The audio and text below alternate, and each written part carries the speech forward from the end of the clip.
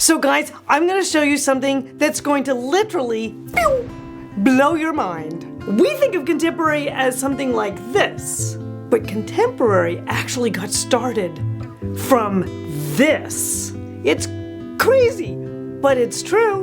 And to understand why, we have to hop into my history book for a second. Now, contemporary design actually has its roots as far back as like 1875, mid-1800s, which kind of seems crazy because we were in the middle of the Victorian era. Yes, this actually happened. But the real deep roots of contemporary actually started with some paradigm shifting movements that came out of the early Industrial Revolution. The arts and crafts movement started in the 1870s. Look at this space. This was a movement that wanted to bring back the idea of artisanal craftsmanship, and it was a movement against industrial design. But you can see it still feels like it has some roots in traditional, for sure. You had Art Nouveau starting merely a decade later, a total shift from that. All of a sudden you have sensuous lines. Look at the curve on this staircase or the trim inside this room. It's absolutely sensual. It's a beautiful look. Totally different feel. Then we move on to the Werkstatt. Oh my gosh, these guys really started to get serious. A movement against Art Nouveau, everything straight lined. You had Joseph Hoffman, this was about 1903. You had Joseph Hoffman and his cronies, and they were beginning to work with straight lines, grids as decor.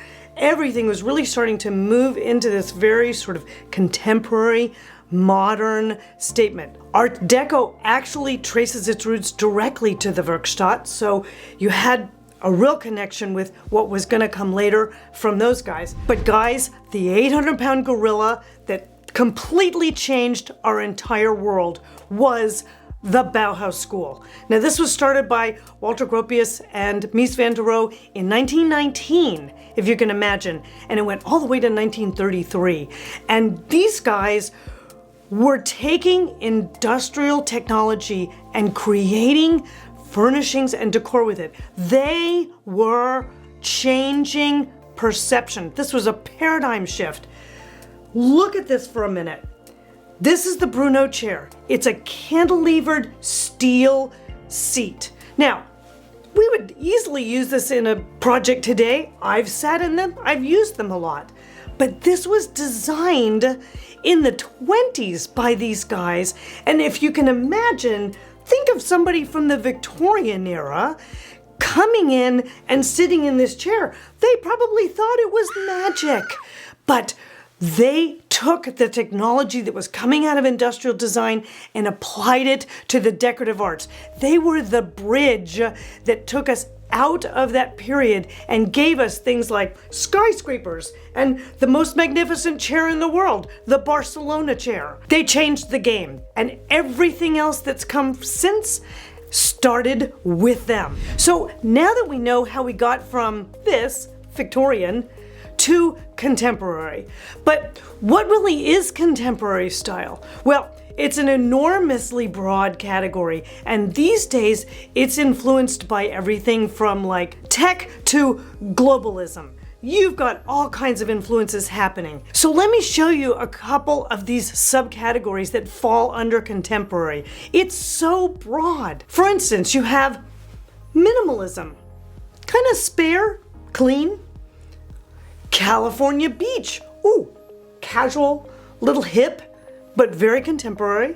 Deco, for sure, moved straight out of the Vienna Werkstatt and landed here. Glam, Hollywood Regency, rich colors, think Deco 20s, 30s, all of that. Global, absolutely. Global travelers, collectors, ooh, this is great. Mid-century modern, oh my gosh, that absolutely came out of this. Took a little bit of a natural woods turn, but it's still definitely contemporary. Scandi kind of went there as well. Blonde woods, absolutely strong contemporary. Rustic contemporary, working in a little bit of that industrial vibe, but still contemporary.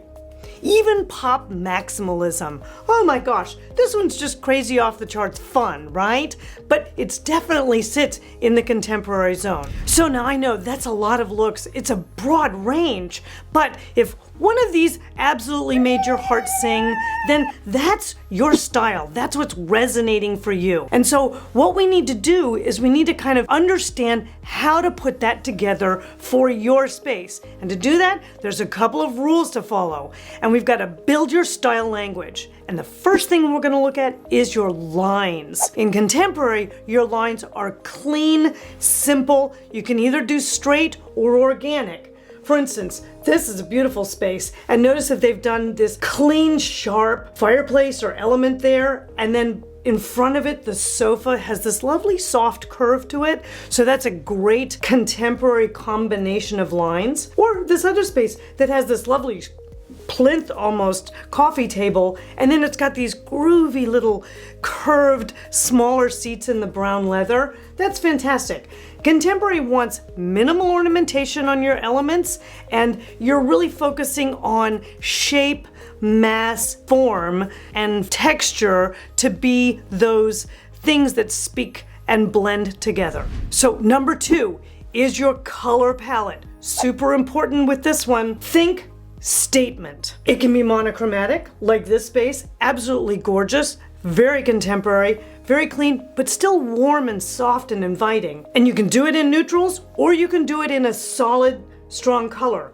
Like this fabulous one with the steel fireplace, oh my gosh, and that deep orange sofa, that's fantastic. But note, there's only 2 or 3 colors in there. They don't get busy with it.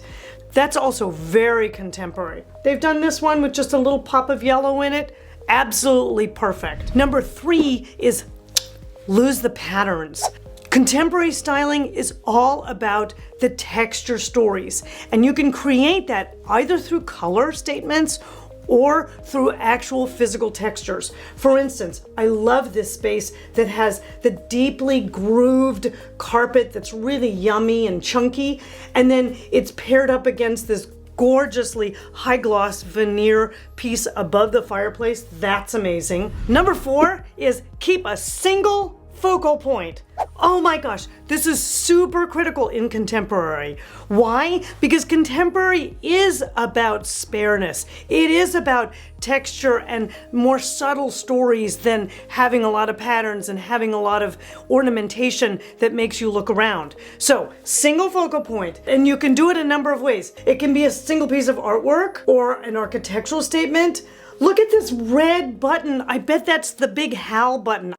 Good morning, Dave. This is Hal. But it's amazing. I love that piece in there. So that's both color and a single piece of artwork handling the focal point. Or look at this fireplace. Oh my gosh, with the stacked stone and the asymmetrical mantle level. Oh, that's a fabulous focal point for that space. Or your focal point can even be an architectural statement. If you've got maybe a fabulous view or big windows or something, that can absolutely be it. Look at this thing. Oh my God, it's one whole wall that's nothing but glass out to that beautiful view. But they've played around with the different pieces that are in the space, like that slick, beautiful blue glass table sitting up against a little rattan poof. That's so fun, and a big texture play. So keeping the focal point on the glass though, so that everything else just kind of works as a supporting player in the statement. Now, every couple of months, I get a little bee in my bonnet. Now, there's a number of you guys out there that are watching and not subscribing. What is up with that? Come on, you gotta smash that button and hit that like bell and comment down below. It makes such a difference to my channel, and I love it when you do. Now, moving on. If any of this is really floating your boat, how do you even get started?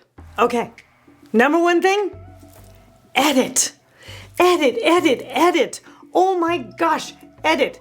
Contemporary spaces are absolutely clutter-free zones. Do you see stacks of books and crappy paper sitting around in this stuff? No.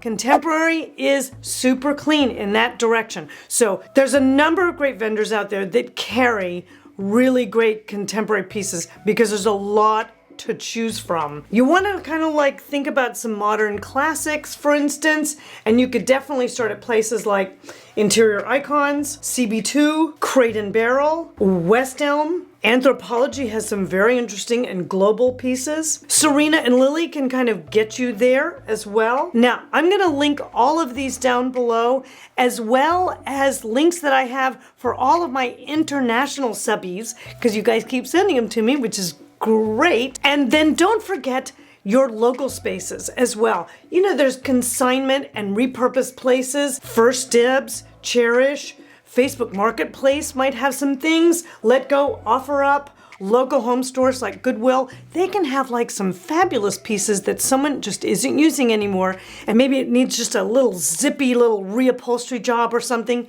and you're there, you're on your way. And if you're looking for artwork, and you should be, because it's a super important decor element for any of the contemporary subcategories, you want to be sure and check out my video on art. It has a ton of online resources for acquiring interesting art that's original, that's not a budget buster. Places like Saatchi & Saatchi, HAA, there's all kinds of them on that video, so be sure and check that out. So guys, if you're wanting to do something in the contemporary category, you've got those 4 rules: clean lines, color palette, lose your patterns, and make sure you focus in on your focal point. Good morning, Dave. This is Hal. Watch these videos, and I'll see you guys next week.